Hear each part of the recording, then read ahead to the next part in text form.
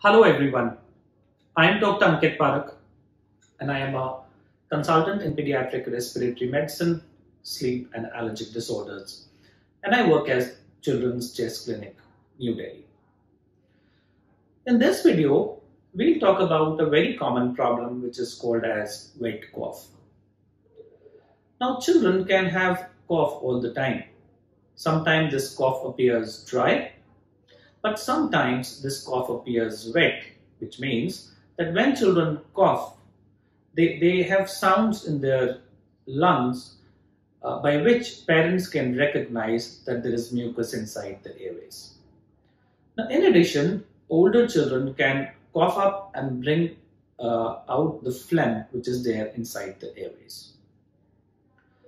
Now, wet cough is usually seen in association with viral infection. So when a child gets a common cold, there would be a phase for 3 to 5 days when the cough appears wet. But usually this cough would disappear in a week's time, and that's important to know. But when is this wet cough important? And when is this wet cough an indicator of an underlying serious problem? Now, if wet cough persists for more than 3 to 4 weeks at a stretch, then this cough is very important. Now, in these situations, it means that the wet cough is an indicator of an underlying disease where there is extra secretion of mucus from the airways.